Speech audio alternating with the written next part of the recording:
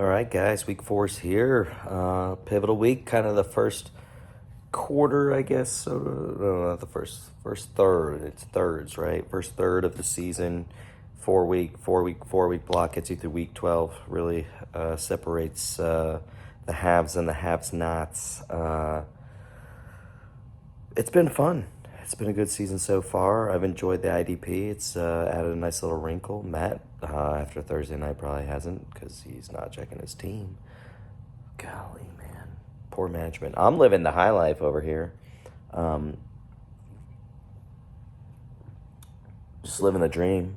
2-1 on my college football bets. Let's go. But let's get to it. The matchups. That's what you guys are here for. Nathan Peterman's giant wiener against Tuck and Nuts. Nuts and wieners, man. Nothing better than that. Speaking of the nuts, Joe Burrow, Tennessee, awful secondary. Wasn't very. I'm worried because he wasn't very mobile last week. He's not like a runner by any means, but like he just stood back there.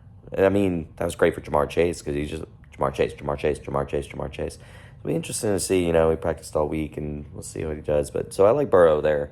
But gotta like James's wide receivers, St. Brown already in the book, and I mean Higgins. If Burrow's back kind of to himself, I mean, what do you have, 2 or 3 touchdowns a couple weeks ago? I mean Higgins could cancel Burrow easily. So I gotta hope it's a big chase game. I know Jack's feeling me on that one. I am a bigger fan of my running backs. Jimmy G out. Chargers defense soft to the run. Josh Jacobs hasn't looked good. It's not just that his stats are bad. Like, he's, like, shuffling as he gets to the line of scrimmage, and then it's just garbage. So, I don't know, man. But I like Jacobs. He's got a good matchup. Jimmy G out. Rely on him. Brian Robinson Jr., tough matchup against Philly. They got a good defensive line. On my side for tight end, Kittle tends to own, 4 touchdowns last year against Arizona? He owns Arizona. Oh man, nasty hit in the Notre Dame Duke game. Yikes. Hopefully that guy didn't have a concussion. But Kittle owns the Cardinals, and Eckler's out for James, which is nice for me. And Bill Belichick, he's such a mastermind. He takes playmakers out, or tries to anyway. So maybe Micah Parsons ain't going to do nothing this week. Not holding my breath on that one. It's going to be close. I think I could take it. I was overconfident last week. This week I'm not overconfident. I'm just slightly confident that I'm going to win. Next we got Bijan for the win against the Troll. Jack's hoping Tua throws all his touchdowns to Tyreek, obviously. I love Hill and Waddle. I mean, I know Buffalo's got a good defense. And everyone's expecting this to be a shootout. You could scheme against Hill, but he's so fast. Like, McDaniel will find a way to get Hill the ball. I like them both. I lean Waddle, to have, like, the better game of the two, but I don't think that by any means, like, Hill's going to be shut out or anything. But any case, neither team had firepower coming out of the gates. Pretty much a wash with Aaron Jones and Musgrave, although I'm assuming if I was Jimmy, I'd take that trade. Oh, hey, Musgrave is only going to put up, like, 1 less point than Aaron Jones. Yeah, I'll take that. QB edge to Jimmy, wide receiver edge to Jack. Jimmy, you don't get A-Chain's points from last week. Anyways, I'm not going to get into it. I'm mad about my decision. I'm mostly mad because I probably made the decision earlier than I had to, but whatever.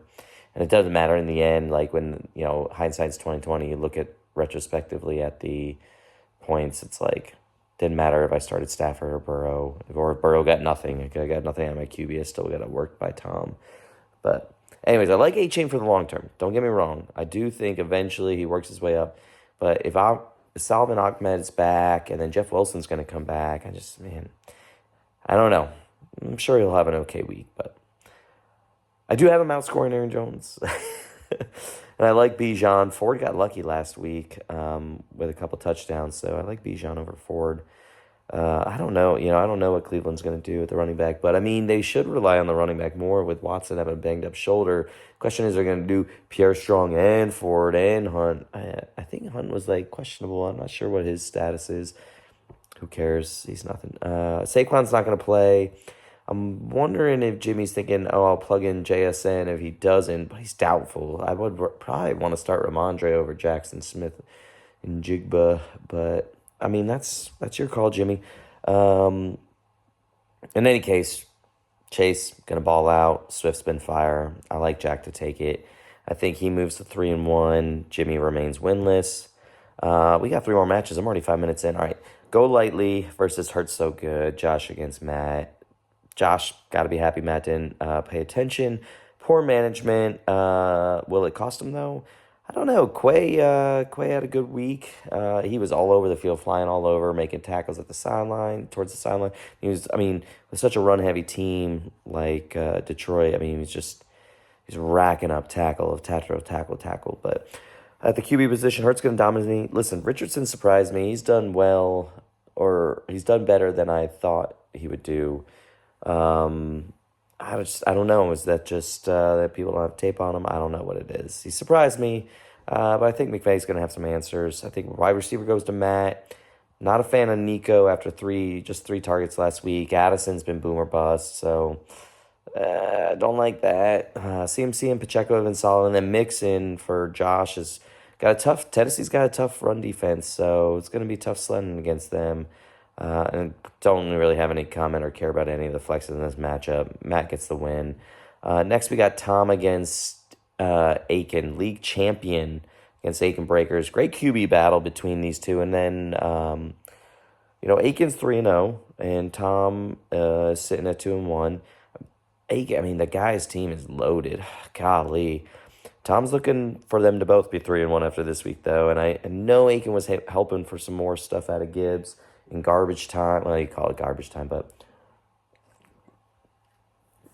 I know he was hoping that with a game it's 27 to 3.5, that they would give the ball more, get him into a rhythm and all that. But Aiken's 3-0. He don't want Gibbs for week 4. He wants Gibbs week 17, trying to win him a championship. So what matters is how does Gibbs progress in that offense, really, because his team could be. Wide receiver battle, and this one's going to be loaded also. I worry about Adams with Hoyer. Well, it could go two ways. Hey, I'm going to focus on him, right? Or it's like they have no chemistry, and it's garbage. So I'm going to give Aiken the wide receiver battle. And a running back, James Cook, he's been solid, man. One of the steady producers. And the running back, obviously one of the weak spots for Tom's team other than tight end. Which I'm going to give to Aiken as well while we're at it. But here's the thing for Aiken. He's got so many Bills players, right? He's got Gabe Davis. He's got Bernard at his IDP. Diggs, James Cook, right? So Diggs scores, Cook's not scoring, Gabe Davis not scoring. Gabe Davis is scoring on the... You get it, right? They can't all score touchdowns. So if the Bills suck, which Tom isn't rooting for, Tom's going to be so confused this week. It's going to be like... Oh, well, I want the Bills to win, but I also want everything to go to Kincaid, right? So it's like, what's he supposed to do, man?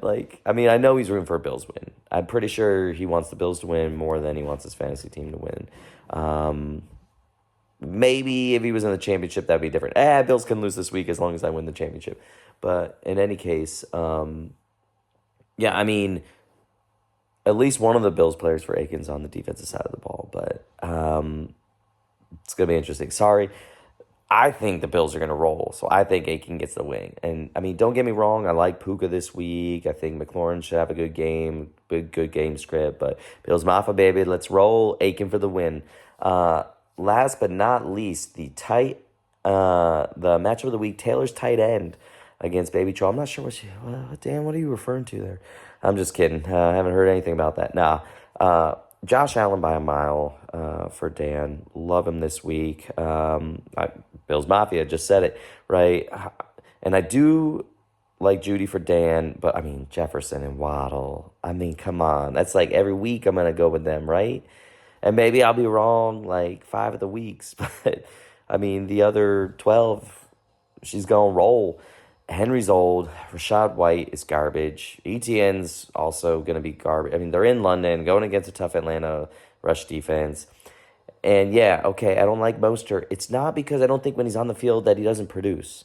I mean, last week was insane, right? But like week one, he got lucky with that touchdown. Otherwise, his line wasn't that great. And then he had, what, like 4 touchdowns last week? I don't even know, 3 or 4. But like, he's gonna get injured. He's gonna get injured. So that's the thing for me. Anyways, Lightning ain't gonna strike thrice. But anyways, blah for both them. Kelsey at the tight end for sure. I do think Goddard does well. I mean, he does well historically against Washington, so don't be surprised if he does a little something. But I'm gonna go with Kelsey. He's probably gonna have his boo up in the box again. Madison, Amari Cooper. Not a big Madison fan, but he's got a good matchup this week. Josh Kelly gonna have another week as the primary. So let's roll. I mean, Logan Wilson, Zaire Franklin. I mean, they're crushing this week. Dan's got IDP. They've been lights out. Caroline's ain't bad either, but I think at the end of this week, both teams are 2-2. Dan gets the win over Baby Troll. Later.